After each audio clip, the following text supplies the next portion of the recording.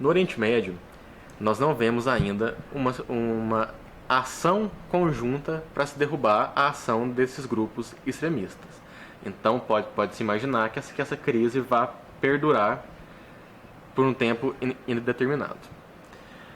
Nós vemos também que existem várias soluções paliativas para esse problema, que é um problema antigo, que vem desde a Primavera Árabe e tem sido agravado tanto por ações terroristas quanto ações de governos ocidentais no Oriente Médio. Partindo dessa análise que nós temos agora, professor, qual seria um prognóstico de solução para essa crise? Como você bem analisou aí, há as medidas que podem ser consideradas paliativas, aquelas medidas que resolvam temporariamente o problema, mas não tragam a solução definitiva para ele, e há as medidas que podem vir a trazer a solução definitiva de fato. O mais fácil a se fazer seriam as medidas paliativas. O mais fácil seria a gente aceitar esse clamor humanitário e abrir as fronteiras para esses imigrantes. Já sabemos do peso que essa chegada dos imigrantes pode trazer para a economia desses países que já está uma economia fragilizada. E aí, então, abrir as fronteiras seria uma medida paliativa que só funcionaria de certo modo se houvesse essa distribuição dos imigrantes pela Europa. Fazer essa abertura da fronteira e permitir a concentração desses imigrantes na Itália, que é a porta de chegada, na Grécia, que já está falida também outra porta de chegada, ou na França e na Alemanha, que são os países mais desenvolvidos, para onde essas pessoas querem migrar, não resolveria a situação. Você precisaria fazer uma distribuição mais igualitária para não sobrecarregar essas economias já frágeis. Agora, a medida para resolver de fato o problema, a medida factual para solucionar a situação, seria uma intervenção externa no Oriente Médio. Seria a hora dessa questão humanitária não partir mais dos países europeus, mas sim essa questão humanitária partir da Organização das Nações Unidas. Não dá para se cobrar a humanidade dos países europeus quando a organização internacional, que representa todos os países, não tem demonstrado essa humanidade com relação à população. Não resolve a situação você receber esses imigrantes que estão chegando. Você recebe 100 num dia, chegar a 200 no outro, chegar a 300 no outro, e isso vai demonstrando uma vitória desses movimentos extremistas. Se eles querem expulsar as populações e essas populações estão sendo aceitas nos países europeus, eles estão vencendo a guerra. E vitórias para esses grupos extremistas servem de incentivos para que essas ações se tornem cada vez mais graves, cada vez mais amplas no Oriente Médio. Então a solução teria que ser na raiz do problema. A solução deveria ser no Estado Islâmico.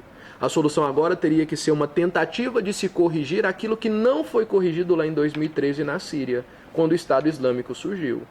Era um movimento extremista localizado no sul da Síria com menos de 2 dezenas de terroristas.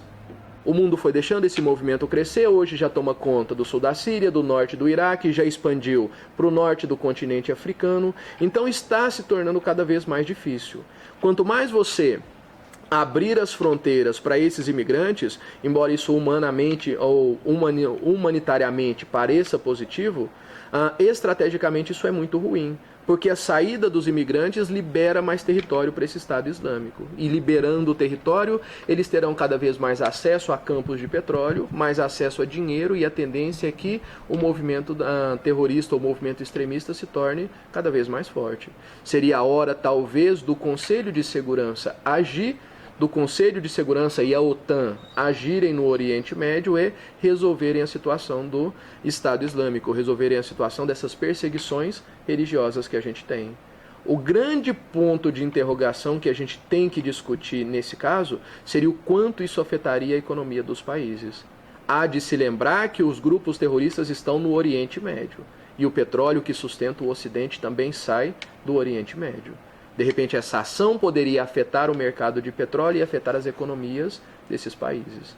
Aí seria uma questão da gente ver até que ponto a economia é mais importante que a questão humanitária. Até que ponto você continuar ganhando dinheiro é mais importante que fazer com que as pessoas consigam viver, não no lugar em que elas chegam, mas sim no lugar em que elas sempre viveram. Outro ponto que pode vir a complicar essas ações é o medo de retaliação que esses países têm por parte desses grupos extremistas. Há de se lembrar que houve, no começo do ano, um ataque ao jornal Charlie Hebdo em Paris, no qual o Estado Islâmico disse que isso acontecia porque a França ajudou os Estados Unidos na sua guerra ao terror. Como que nós podemos pensar numa solução para esse caso especificamente, da retaliação do grupo terrorista? A questão, para não haver essas retaliações do grupo terrorista, precisaria ser uma ação efetiva, precisaria ser uma ação massiva e precisaria ser uma ação rápida. Você tem que resolver o problema o mais rápido possível. A gente sabe que a OTAN e a ONU têm força militar para se fazer isso. Nós falamos agora há pouco a respeito dos atentados em Londres, dos atentados em Madrid, do próprio atentado na revista ou no jornal satírico francês, que foi por conta desse apoio aos Estados Unidos ou por conta do que os extremistas chamaram de desrespeito ao islamismo. Então esses países eles estão muito com o pé atrás em agir no Oriente Médio. O grande problema é que alguém teria que dar esse primeiro passo.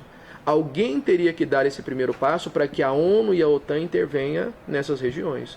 O grande problema é que quem dá o primeiro passo automaticamente vai se tornar um alvo, vai se tornar um inimigo direto desses grupos extremistas. E aí esse primeiro passo, esse início desse conflito que a gente vai ter nessa região do Oriente Médio pode causar retaliações contra esses países que estão realizando os ataques, que estão realizando essa ofensiva.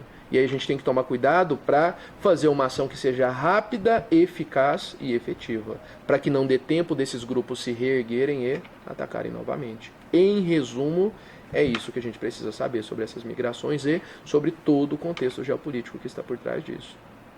Ok. Recobrando o que foi abordado, nós tratamos das causas desse movimento migratório, de como ele vem ocorrendo e das possíveis soluções. Encerrando por aqui, eu agradeço ao professor Éder por essa explanação.